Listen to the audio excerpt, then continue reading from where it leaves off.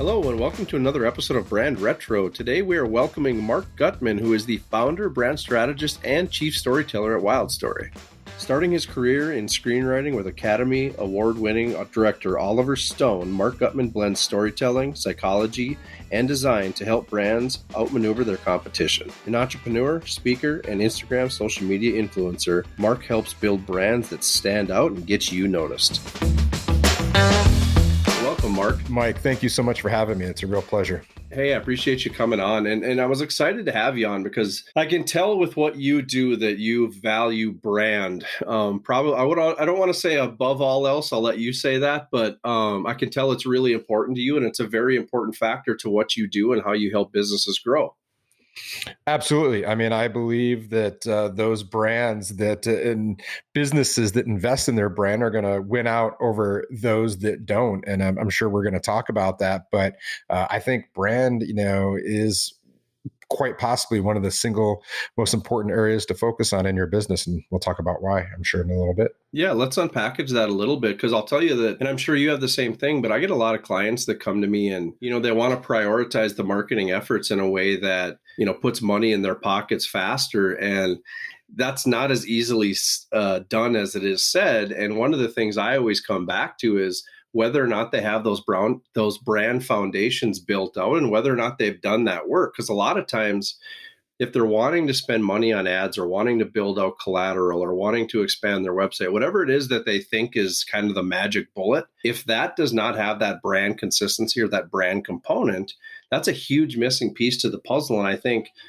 a lot of times it's almost all for naught, or you got to buy your way out of a problem if you don't have that brand piece built. So tell me a little bit about your experience with that and kind of your perspective on that, because I think that's a pretty common misconception with clients that go to marketing agencies looking for that silver bullet. Yeah. And so I think that kind of begins a bit with my definition of brand versus marketing, right? And I want to be really clear that both are very important.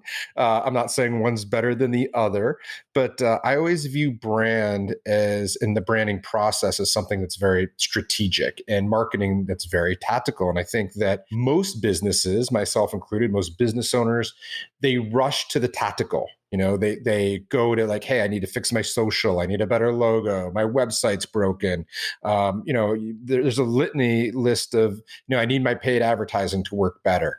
But usually, in my experience, and I'd be curious to hear if you feel the same way, is that these are just symptoms of a brand problem. The only problem is, up until now, most business owners aren't sitting there scratching their head being like, oh, gee, I've got a brand problem.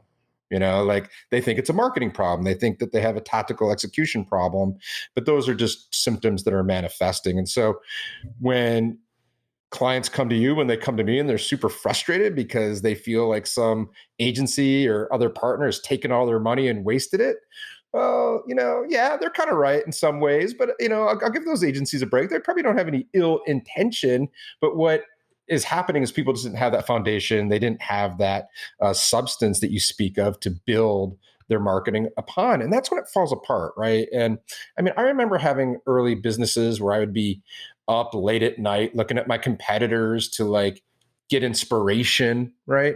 But what was I doing? I was copying them. I wasn't getting inspiration. I was like copying. I'm like, if it works for them, it's going to work for me. I mean, I see this all the time. Well, why do we do that? Well, we don't know what to say. We don't know what we stand for. All the brand elements that you spend all that time, that's where that really comes into play. So that's why I think it's so important, at least from that aspect. And then when you start talking about like, why is it just so important in general? I mean, we're just kind of that point I was talking. We're living in this land of, ubiquity. Like anyone can knock off anyone. We have so much information. I can go to any competitor and probably, reverse engineer. I can go to like almost any product, and I have, some examples that I've seen recently that are quite interesting, and go out there and mimic and knock off a product, a service, an agency, whether you're a service professional, a product-based company. And so, the only way to really differentiate, the only way to have people choose you over the competition consistently is through brand and branding. Yeah, I think one thing is, with the brand element, it's what you stand for and what's behind that brand that I think matters. I don't want to say it matters the most, but it matters a great deal in people falling in love and being a follower of your brand. The other thing I think is a little confusing for a lot of customers is the distinction between, having a logo and a business card and whatever it is as a brand when that's not necessarily a brand. It can be a component of, it can be a start of, but just simply having a logo and a business card and a letterhead and those kinds of things, that doesn't necessarily check that box of actually having a brand. So to that kind of end, what do you tell customers? How do we educate them as to what to look for so when they walk into an agency environment, they're not necessarily getting sold a bill of goods, but also that they're asking the right questions. Because to your point, I don't think it's necessarily always the agency's fault because they're only asking or answering the questions that they're getting asked and providing solutions that they're asked to provide based off that monkey see, monkey do mindset. Because I do get a lot of clients that come to me and say, I know so and so does X, Y, and Z. That's what I think I want. Can you help me with that?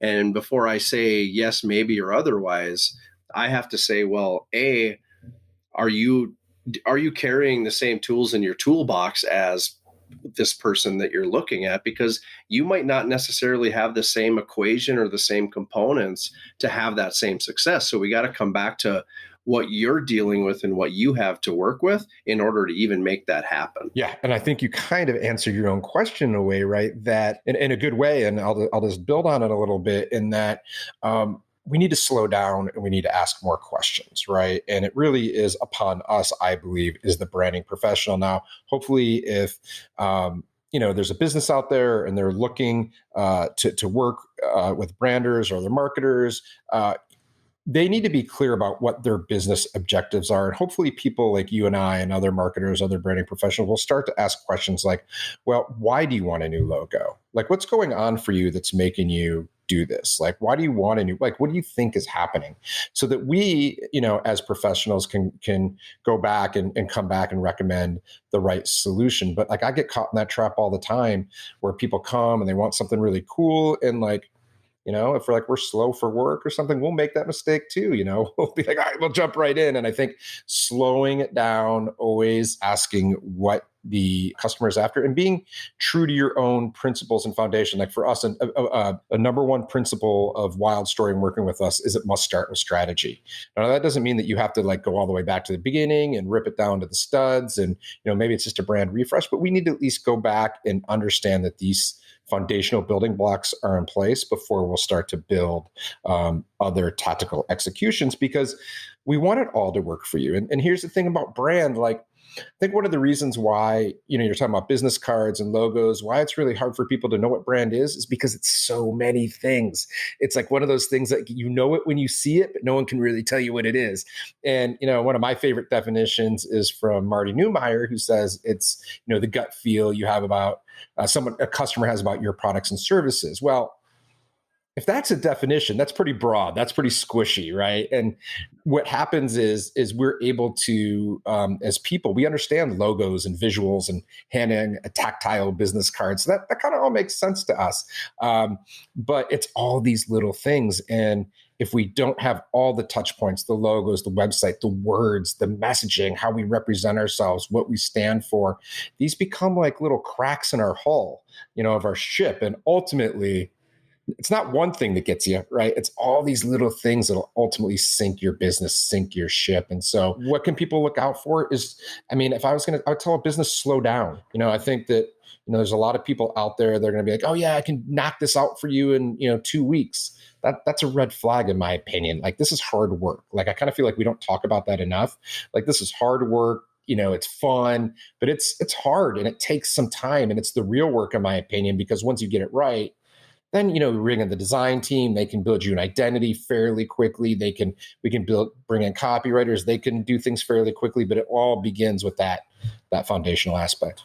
Yeah, that was the one thing I was going to say from what you said is that as a customer, if you're going to a marketing agency, whether it's you, me, or otherwise, if you're not getting asked a bunch of questions, then in my opinion, they're not doing you a service, because that discovery and that getting to know you process, that's a huge part of not only building the relationship with whatever company you're working with, but the way you answer those questions could potentially be a pivoting point or a start to solidifying that foundation of your brand. So that discovery process, that communication up front, those questions, that is probably one of the most important steps to make sure you're A, getting it right, but B, that you're qualifying the work that you're about to do on behalf of the person who is behind that brand.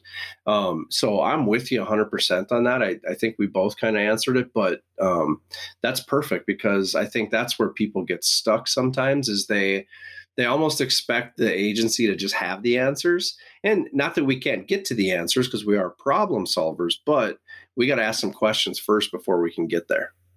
100%. I mean, I like to tell people a lot of times, like our work, the real work we do, the thing you're really getting is we just take you from the process of not knowing to knowing.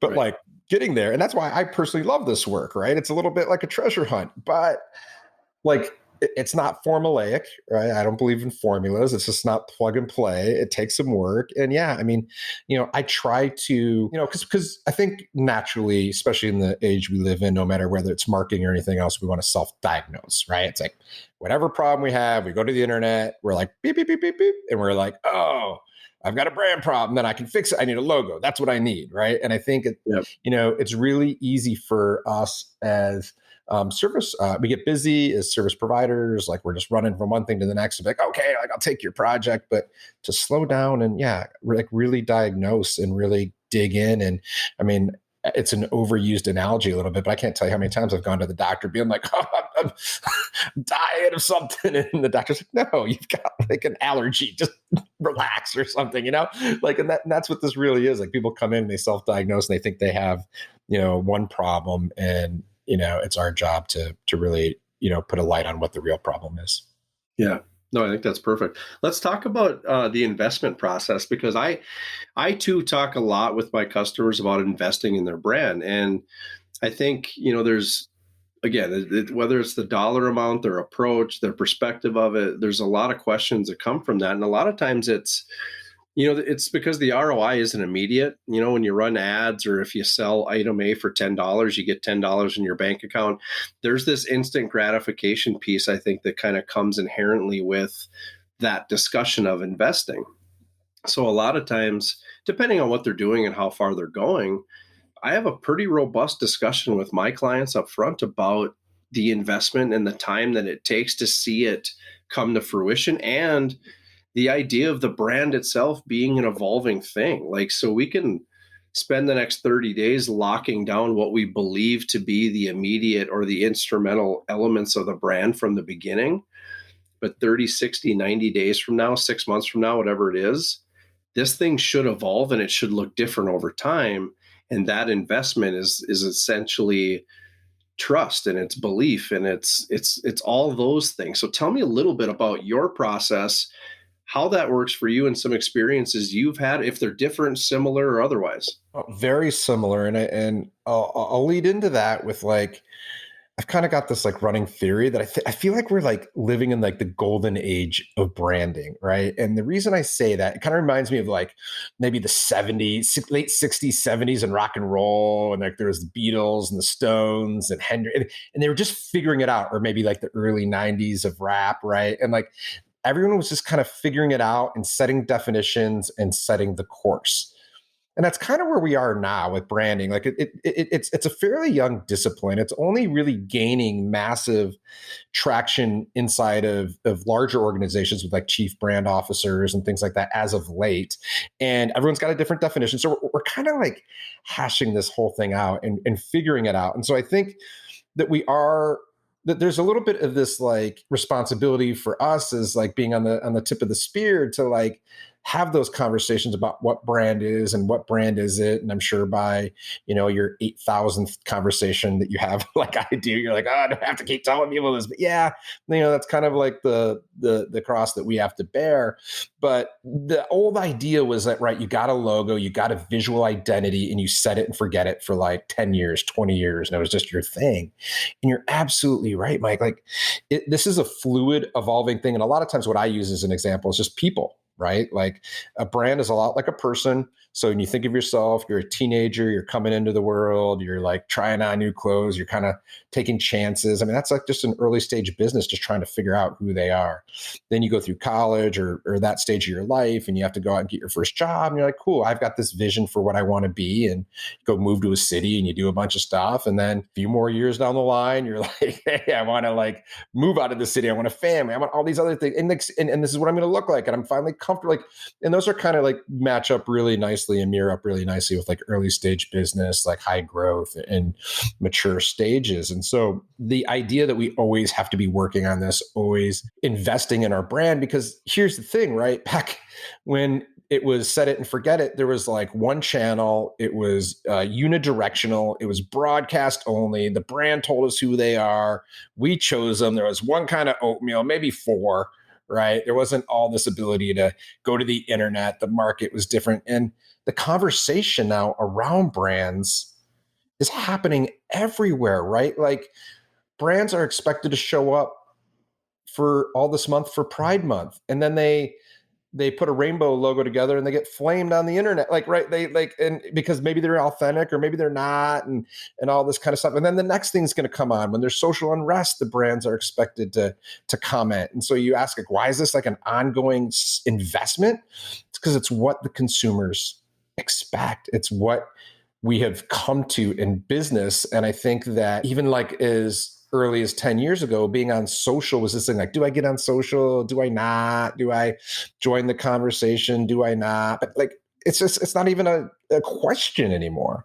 Like you have to be there because that's where the conversation is. So I'm not sure if I answered your question or not, but I got excited about it. No, you did. And I think you're right. And I think the observation for me is similar in that I think, advertising agencies, how they managed advertising, whether it was creative or whatever back in the day, brand never really got its due credit. It never got packaged up the way maybe it probably should have, because we didn't know what it was. We didn't necessarily know what to call it. There was strains of creativity and consistency that was probably carried through on different campaigns, but to put a box around brand just wasn't a thing. And yeah, I mean, I'd say inside of the last 10 years, brand becoming somewhat of a buzzword has kind of forced us now to give it its credit, but it's also, as a byproduct, given people the excuse to scrutinize as well, because you can now point a finger at the inconsistency and you can say, well, that's not in line with their brand, and good and bad. I mean, I think there's a lot of good things that come from building a solid brand, but like you said, you then have to protect it. You have to be prepared to stand behind it. And that's where the consistency and all these other things can benefit you.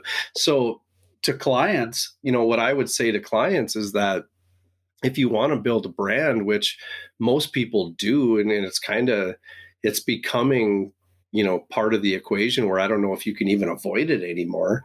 But if you want to build a brand, you have to be conscious of the consistency of what you stand for and whether or not you're living up to that every day. Because especially in this social climate with social media and everything, man, if you step out of line, somebody's going to call you on it. Yeah. And I love that you use the word consistency, right? Because like, if you never comment on anything political and then all of a sudden you do, that's inconsistent and you're going to get just skewered online. But like when Patagonia comes out and they talk about they take really harsh stance on political issues and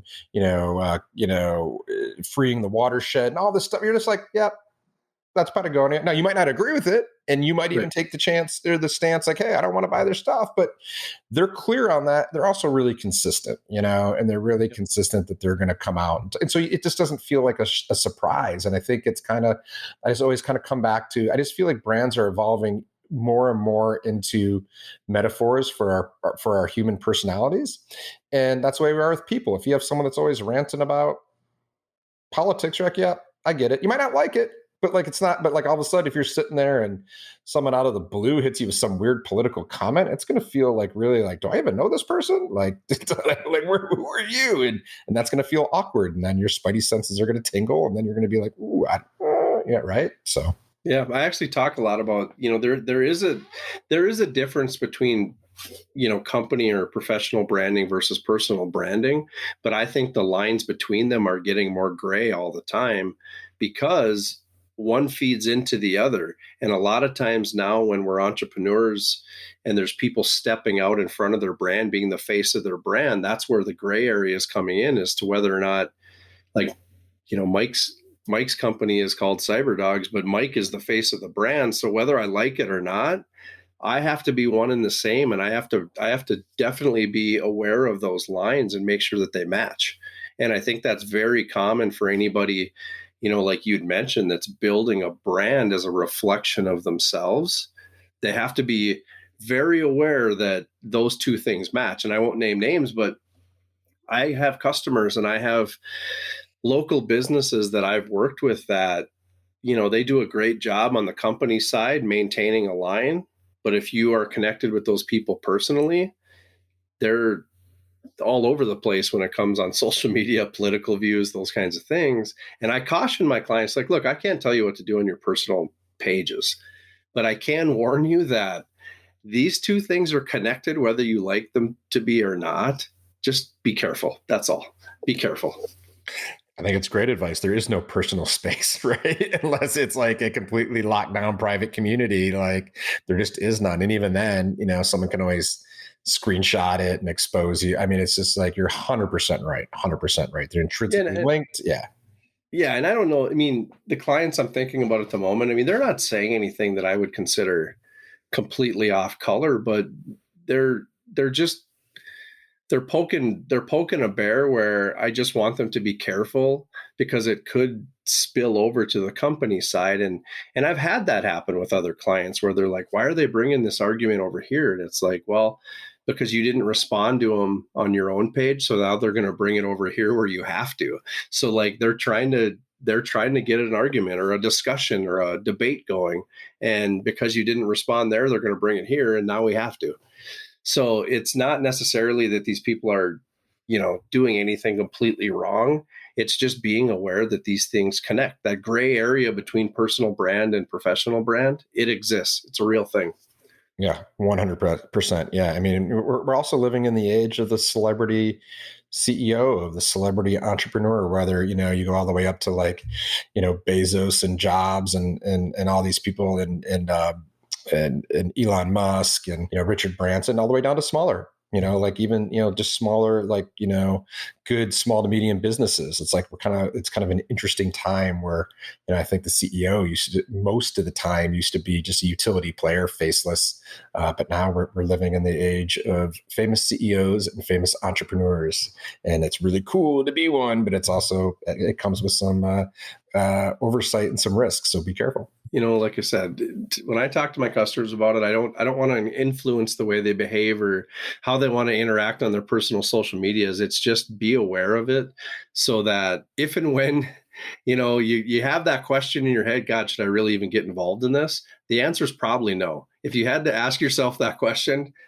the answer is probably no. So taking a little bit of a left turn here, tell me a little bit about Wild Story and kind of how you got started in your business. In the research that I did to bring you on, I see a lot of similarities in what you guys are doing and what I'm doing. And I like that. I mean, I love finding other businesses that kind of, we mimic each other's style and we're kind of talking about some of the same things. But tell me a little bit about your journey and how it got to be what it is today.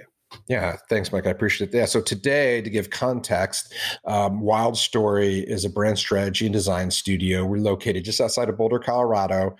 We work with a lot of lifestyle and outdoor type brands, but all sorts of brands. I mean, I wouldn't say we're brand agnostic, but we're not exclusive to those brands. Really focusing on that strategic piece. We do some execution on the design and multimedia, slash video front as well. As I mentioned in our pre kind of conversation, I relocated my family, which we do every year, up to northern Michigan, and that's where we're recording this from. That's relevant because that's actually how I became an entrepreneur. But before that, I grew up in Detroit, and I had always loved movies, and that was just a way that my father and I had connected. I didn't my whole lens of the world was through movies and TV. Like nothing really happened ever in Detroit, Michigan, and so I thought that was like what life was really like. And after college, packed up my car and I went out to LA and worked in the movie business and got myself in the middle of it. Worked as a film runner for Disney's Imagineering, and through a cool series of events, I ended up working for the Academy Award winning director Oliver Stone for a few years as his story editor at his production company, and that was great. And I learned everything, at least my foundational stuff at that point, on story and kind of stuff like that. And then went on to work as an assistant writer at 20th Century Fox and Warner Brothers, working on a bunch of different movies. And but I got to the point after about 8 years where I was like, this just probably. I'm not sure this is how I want to spend my whole life. So came out to Colorado, took a break, and there was this amazing thing happening. There was this like upswell of like entrepreneurs and businesses. And I was like, these are cool people. Like I had met all the Hollywood people, and no offense to you Hollywood people, you're pretty cool. But these entrepreneurs were like super cool. I was like, I want to do what they're doing. And so I had started a business that sold collaboration services, kind of like maybe like something we're on right now with Squadcast, and before the proliferation of Zoom and all that kind of stuff. I started that company, and that had some immediate success. And I was really good at the sales and marketing, and the branding of that business. And that's all it really was kind of a brand plan. Throughout that, many people kept coming up to me and saying, "Hey, Mark, will you help us tell our story?" And I was like, sure, I could do that. I've worked in the movie business. I know everything about story. But then it like a lot of them failed, right? Because I didn't know what that meant. And most people today, even when they come up and they say, "Hey, can you help us tell our story?" They're not really sure what they're saying. It could be like on social. It could be back to that executional component we were talking about. So I kind of took some lumps and kind of figured it out. And over the years, and in parallel, I started Wild Story. I was like, like this is what they mean. And what it came down to is what they really mean is that they want to know who they are, like why are they here? And, what difference can they make? Like, how can they, put their own stamp on things? And so, and that's the foundation of branding. And that's where I really, realized like, wow, like this thing, is really powerful, this brand stuff. And what I loved about it's like this perfect blend of creativity and logic and business and in strategic thinking and innovation. And I think to your earlier questions, like a lot of people just think this is a logo or this is a business card. No, this is like solving complex problems for businesses. And like, I always talk about like we help them outmaneuver their competition. Well, how do we do that? We go places their competition isn't. We get people choosing them. This is like a big brand means business. When I talk about something, like branding is all about selling. And so I didn't even know that whole thing, many years ago existed. But once I found it, I was like this is my calling. I'd been looking for what I really was meant to do. And, I love to write. I have an affinity for words, but it really like doing it in that kind of like Hollywood sense felt kind of empty. It just felt like I was doing it. I was putting something out into the world for no other reason. And not to get super woo woo, but like one of my favorite books of all time is this book called Sapiens by Noah Yuval Harari. And he really talks about this idea of like an imagined shared reality, how we as humans are the only creatures that can like collectively believe in something that doesn't exist. And then taking it one step further, like we could actually make that thing happen. So we can collectively believe in this idea that we have corporate structure, that we have businesses, and then we can make up this idea that we believe in this company or this business or a problem, a solution to a problem that'll really like change the world. And so I just get so excited about that because to me, that's what branding is really all about. What I think's cool about that, just to hop on that topic, is that I enjoy taking the idea, the elements, and helping give shape to it, because I think the elements most of the time exist, but whether the client can wrap their minds or identify what those elements are, that's kind of that's the problem to be solved. So when we get to introduce ourselves to the client, get to know why they tick, figure out why they're doing what they're doing, we get to identify those elements and how they fit into the person or the people behind the brand, and then we get to give shape to it. So to your point, it's a great mix of creativity, business, problem solving, and it's just fun. I mean, I enjoy creating logos and design and stuff like that too, but branding is something that I really have passion for, and it's a huge part of what we do, because I enjoy that, but also because I love helping the clients get to that place, because you can see it on their face when it hits. Like when you strike the right chord and they're like, oh my God, that's my brand. You can just see that you did something that they've kind of been yearning for. They've been longing for that answer and they haven't gotten it. And what you'd said earlier about, whether or not branding was identified as a thing that many years ago, I'm with you. Like I always, kind of had an affinity for branding, even though before I knew what it was called. And for me, it was kind of an OCD thing, just because I'm kind of OCD. So when it came to the projects that I did at the time, I was just kind of anal about the consistency side of it. And throughout the course of my career, now it's like, well, now I'm doing branding. And it's like, well, actually, I was kind of doing it the whole time, but I thought it was more my own issue than it was anything else.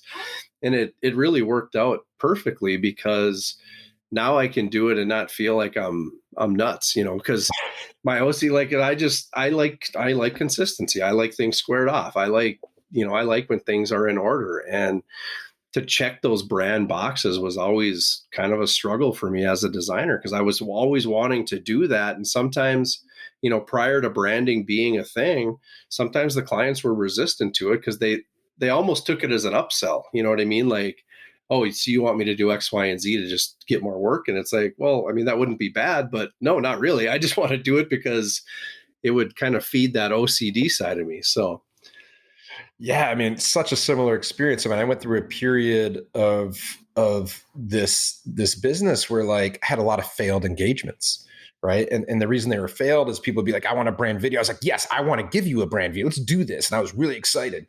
And then I would sit there and be like, what are we supposed to say with this brand video?